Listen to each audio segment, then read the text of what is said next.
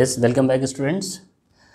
Today I am going to discuss about the plastic, especially for engineering application. When we talk about the engineering material, there are various material comes in mind, like ferrous, non-ferrous, or composites, alloys. But very few students know about the plastics as an engineering material, because it is not very common as it's not very common at undergraduate level.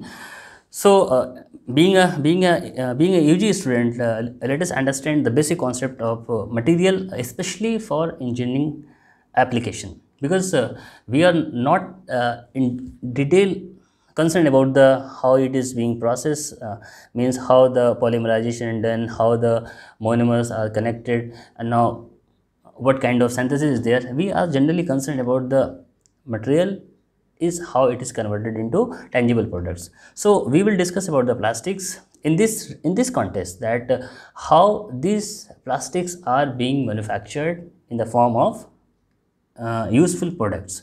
So in this regard, first of all, let us know about the plastic. What is plastic? The word plastic basically derived from the Greek word plastikos. The word plastikos has the meaning is able to shaped and molded. The characteristics of plastikos is just to able to shape and molded. It is called the plastic. It is derived from the Greek word. And now when we talk about the category of plastics, means categorization of plastic, so generally plastics are classified in two ways. The first one is thermosets and second one is thermoplastics. So let us understand why they are classified in this way and what are the various characteristics of the thermosets and thermoplastic, because we are mainly concerned about the material characteristics, materials property, how they will behave when they will process under certain external load. Because in case of manufacturing, if you don't know how they will behave under certain load, then we cannot put it into a certain manufacturing process. So before going for the manufacturing, first of all let us understand how they will behave when they will be under certain category of load. So in this regard, let's understand first of all thermoplastic. What are the various characteristics of the thermoplastics, and they have the behavior when they will be under certain load. So first of all, the most important thing about the thermoplastics, which must be remembered by you students, that it cures reversibly. The word reversibly is highlighted here. You can see that reversibly means when it is heated, when it is processed, it can be reshaped. It can be reheated, it can be reshaped. It's called the reversibly. Curing reversibly means once it is deshaped, after heating you can reshape it. It is called the reversible process. So the most important thing about the thermoplastic is it cures reversibly and soften when heated above glass transition temperature, or melting point, become hard after cooling.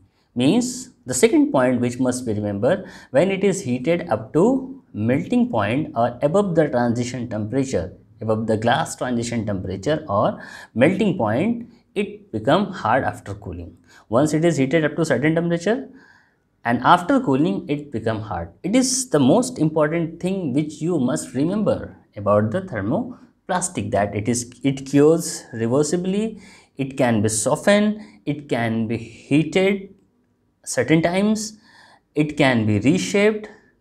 When it is heated up to melting point, it becomes soft, and after cooling it becomes hard. So these are the 2 to 3 most important points you must be remembered. And the next question is why it behave like this? What is the reason behind this? The reply would be all the external characteristics of any material is depend upon its internal arrangement of molecule, of its internal crystallization, of its internal characteristics of the material, how the molecules are being arranged. what are the what kind of bond there, what kind of intermolecular forces there. All these things will show the external property of the material. So in case of thermoplastic, when we talk about the thermoplastic, you can see here easily that monomers are connected in chains. They are connected in chains or in branch.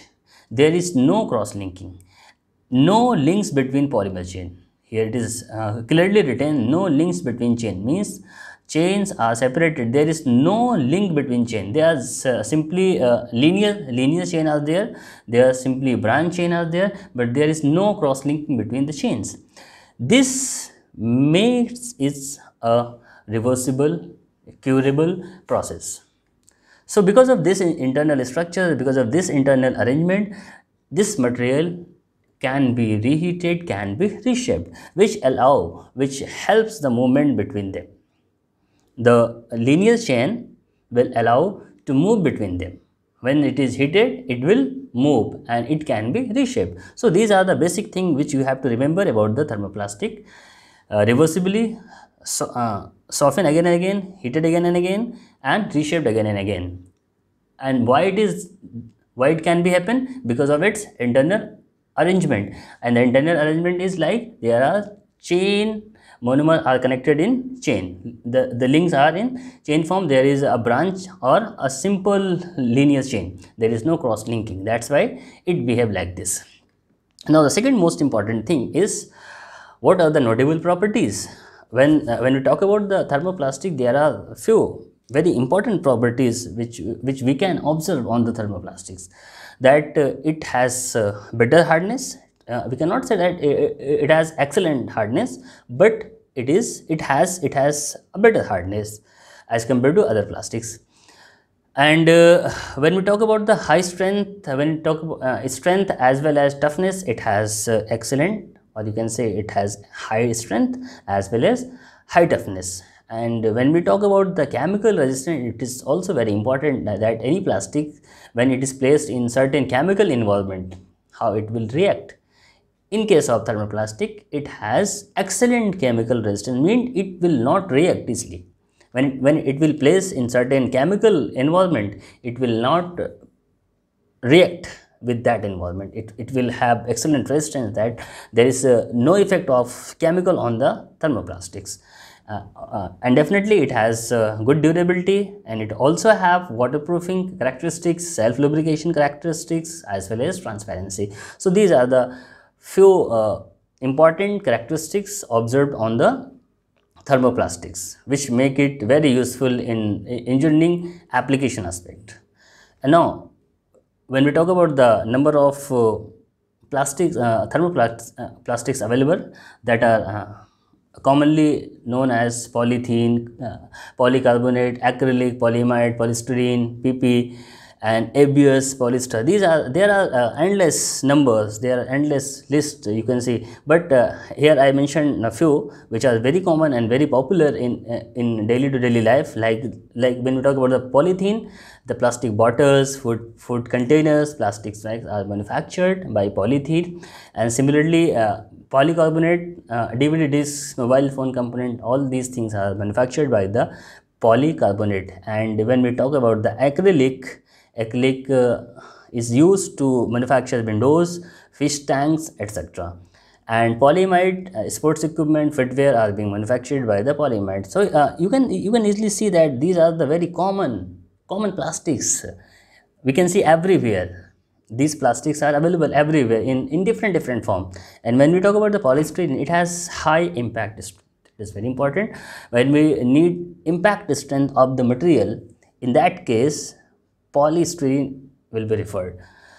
Why? Because when sometimes few products require there are heavy impact load, like when material is being transported from one place to another place, when it will be in transit state, then there are high chances that it will be under certain impact load again and again, because of the movement of the product from one place to another place. In that case this should have excellent impact strength. So in this case, polystyrene has the impact strength. It can absorb maximum strength impact load just to protect the asset. So especially in parcel cases, when it is in transit, the polystyrene will be used. And when we talk about the polypropylene, it is used where high bending strength is required, especially in athletic clothing, rugs and car parts that need to be bent into position. When the bending is required in material, when high bending is done on the material, in that case it should be made up of PP, polypropylene. Similarly, when we talk about the ABS, tennis rackets are being manufactured by the ABS, and polyester ropes, conveyor belt fabrics are being manufactured by polyester. So these are very few number of plastics which are commonly used in market for engineering application. Now, hope you understand basic funda of the thermoplastics and why they behave like this, what are the internal characteristics, what are the internal arrangement of the monomers. Now, come to the thermoset. It is the contemporary of thermoplastic. When we talk about thermosets, when it is heated, it soften, no problem. After cool, it become permanently rigid. Means there are certain polymers which when heated decompose and hence cannot be reshaped. It is just opposite of the thermoplastic. In case of thermoplastic, that can be reshaped again and again. But in thermosets, it cannot be reshaped again. Once it is heated, it's soft, it becomes soft. After cooling, it will permanently rigid.